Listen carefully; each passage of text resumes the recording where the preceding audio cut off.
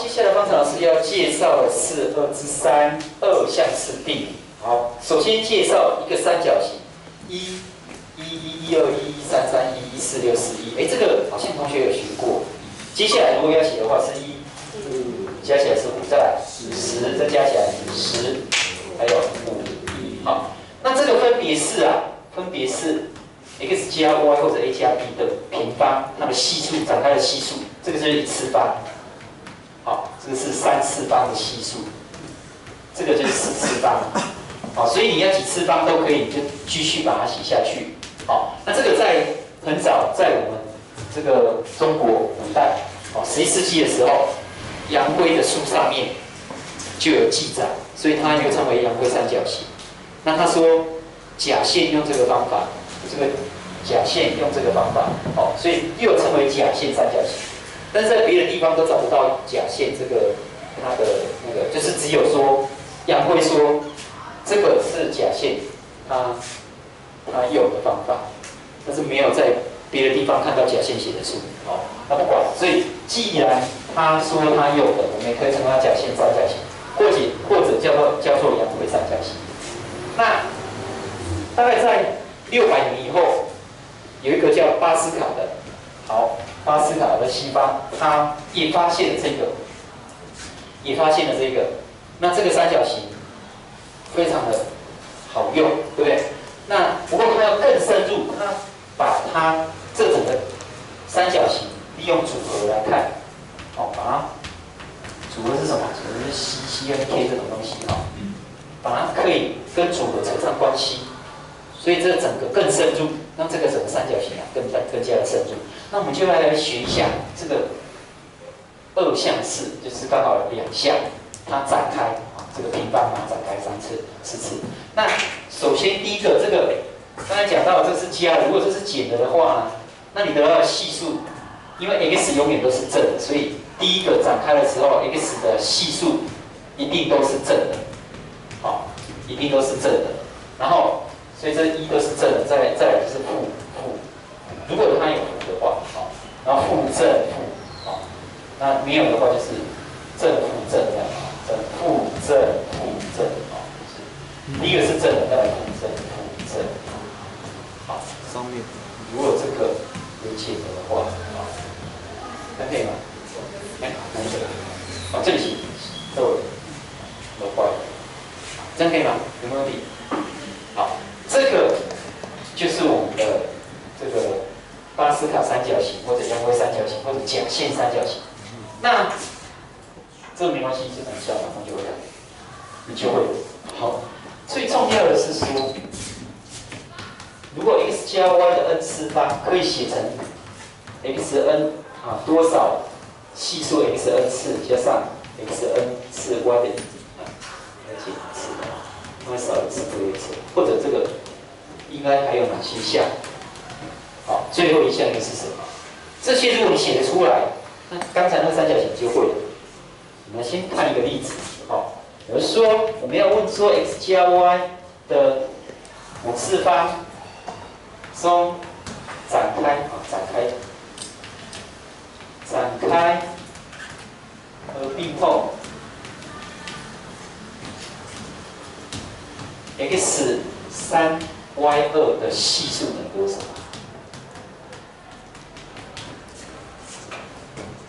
这个题目要怎么算呢？当然你可以用刚才那个三角形来算，只是说你不知道为什么是这样。好，你要讲的说为什么是那样？其实你要求这个5次方，其实就是 x 加 y 乘5次吧。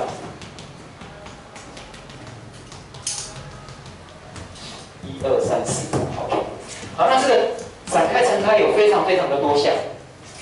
那它是怎么乘的？看这里，它就是这个括号选一个来乘。这个括号也选一个来乘，这个括号也选一个，你选到谁不一定，都可以。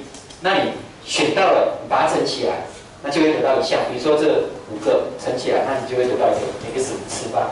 如果这里不是选 x， 是选 y， 那我就会得到一个 x 4次方 y 1次，对吧？这样没问题。然后有很多项，然后把它乘开。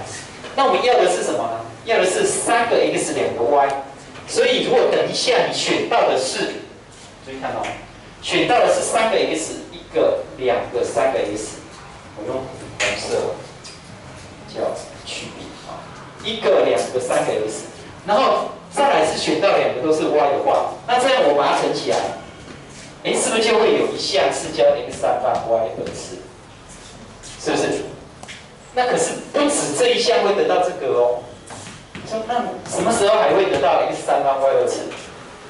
我可能用的是什么？前面2个 x， 再来选 y， 再来选 y， 再选 x， 这样也可以耶。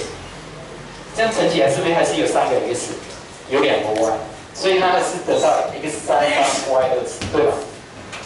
那到底有几种的 x3方 y2次？如果你通通找出来，你就可以写出来它的 x3方 y2次的总共系数是等于多少。这个系数整个合并之后，就可以知道多少。那到底有几个呢？好，那你注意看哦。其实刚才我们第一个红色的是先找 x 再 x， 红色的是先找 x 再乘以 x， 啊，再 x， 然后2个都是 y。那蓝色呢是找的是x x 啊 x x， 然后 y y x y y x。y y s， 那不管你是这种还是这种，它都是有3个 x， 有2个 y， 只是顺序不同，对吧？那你每一种乘法就是有一个顺序，那每一个顺序的排列其实会对应到一个乘法，对吧？所以有几种乘法乘开，就会有几种这种排列。那有几种这个排列，就会有几种的乘法乘开，会得到x3方 y 平方。那我们要问你说，现在有3个 x， 有2个 y， 请问它排列之后会有几种不同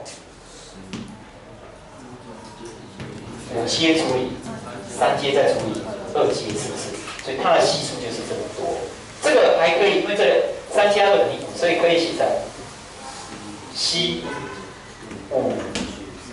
3，也可以写成C5选2都可以，对吧？这2个相加等于它，是不是可以C5 3或者C5 2，可以吗？所以这一题的答案，它的系数其实就是C5 3就可以了。这样你会吗？这样可以吗？好，那我们就要问说，那一般的这一项，直接写一个。但是你发现哦，刚才因为每一个括号都要选一个，所以这总共这2个合起来一定要多少？刚才是5次嘛，这2个合起来一定要5哦。如果你不是5，那就不可能，因为你每一项才选一个，合起来一定要5。如果你说我要选一个 x3方 y 1次的系数，会不会有这一项？没有，它的系数就是0，懂吗？